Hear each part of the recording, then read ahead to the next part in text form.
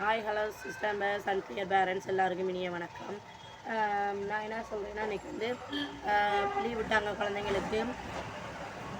So அந்த லீவை வந்து யூஸ்ஃபுல்லாக கொண்டு போனோம் அப்படின்றக்காண்டி இதுக்கு முன்னாடி விட்ட லீவ்லேயே நான் யூஸ்ஃபுல்லாக தான் கொண்டு போயிருக்கேன்னு நினைக்கிறேன். ஸோ வந்து அது வந்து கொஞ்சம் வந்து லெட்டர் ஐடென்டிஃபிகேஷனுக்கு தரேன். நான் வந்து விசாரித்த வரைக்கும் பிள்ளைங்க பரவாயில்ல அப்படின்ற மாதிரி தான் சொல்லியிருக்காங்க. நான் ரொம்ப வந்து என் பிள்ளை வந்து ரொம்ப நல்லா படிக்கும் அப்படின்லாம் சொல்ல வரல, மீடியமாக படிக்குது அப்படின்றப்ப நம்ம இதுக்கு மேலே பிள்ளைகளை எப்படி கொண்டு போகிறது அப்படின்றத தான் நான் பார்க்கணும். ஏன் அப்படின்னு பார்த்தீங்கன்னா, பிள்ளைகளை பொறுத்த மட்டும் சின்ன சின்ன கேம்ஸு ஃபன்னியாக கொண்டு போனால் மட்டும்தான் கான்சன்ட்ரேட் பண்ணுவாங்க.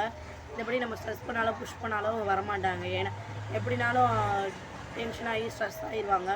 ஒரு சில குழந்தைங்க கோவப்படுவாங்க, ஒரு சில குழந்தைங்க அழுதுருவாங்க. அதனால் என்ன முடியுமோ அப்படி கொண்டு போயிருக்கேன். நான் இன்றைக்கி ஃபுல்லான்றதுக்கு மதியம் வரைக்குமே இப்படி கொண்டு போயிருக்கேன். அதே மாதிரி ஈவினிங் எப்படி கொண்டு போகிறேன் அப்படின்றதையும் உங்க கூட ஷேர் பண்ணுறேன்.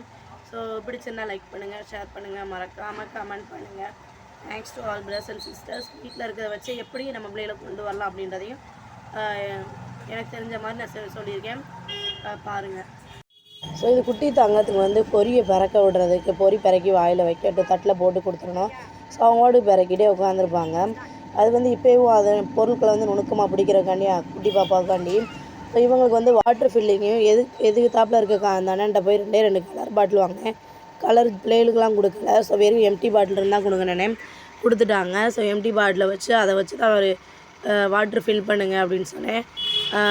இது வந்து நம்ம ஏதாவது நம்ம ஸ்டடி பண்ணுறதுக்கு முன்னாடி ஒரு வார்ம் மாதிரி தான், சும்மா விளாடுறதுக்கு செய்கிறதுக்கு ஃபன்னாக இருக்கட்டுமே அப்படின்ட்டு ஒரு ஆக்டிவிட்டி மாதிரி கொடுத்து பண்ண சொன்னேன்.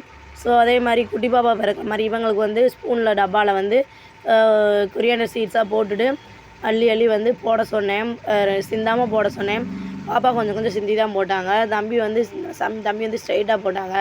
ஸோ இது வந்து நம்ம வந்து எந்த ஒரு கை நர்வஸும் வராமல் இருக்கிறதுக்காக பிள்ளைய வந்து எல்லாத்தையும் கிரிப்பாக பிடிக்கணும் அப்படின்றதுக்காக இந்த மாதிரிலாம். ஸோ இதெல்லாம் நம்ம வீட்டில் இருக்கிறதே வச்சே பொறிகளையே கூட கொடுக்கலாம். கொஞ்சம் கொஞ்சமாக அள்ளி போட்டு சிந்தாமல் அள்ளி போடணும். அதுதான் அவங்களுக்கான டாஸ்க்கு. கை நடுங்கக்கூடாது. ஸோ இதை வந்து கொஞ்சம் நேரம் விளாட விட்டுருந்தேன். அப்புறம் வந்து பார்த்திங்கன்னா திருக்குறள் சொல்ல ஆரம்பிச்சிட்டாங்க.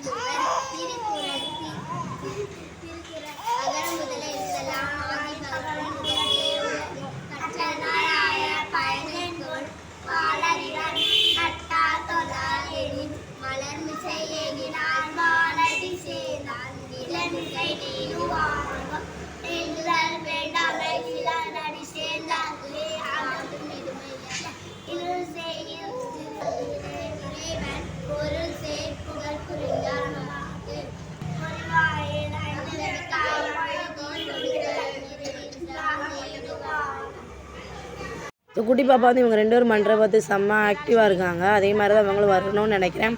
வருவாங்க, பரவாயில்ல. அவங்க என்ன மாதிரி வராங்களோ நான் அதை வந்து மாற்றிக்கிடுவேன். அப்புறம் பார்த்தீங்கன்னா, நான் கொஞ்ச நேரம் வந்து சப்ஜெக்ட் ஐவி ஷீட்டுக்கு கற்றுக் கொடுத்தேன். ஸோ அதை வந்து ஈஸியாக கற்றுக்கிட்டாங்க. விளாண்டதில் வந்து இதை வந்து ஆர்வமாக கற்றுக்கிட்டாங்க. ஆக்ஷனோட சொல்ல சொன்னேன். ஸோ அதே மாதிரி 2 நிமிஷம் கழித்து எப்படி ஆக்ஷன் பண்ணணுமோ அதே மாதிரி ஆக்ஷனோட சொல்லிட்டாங்க.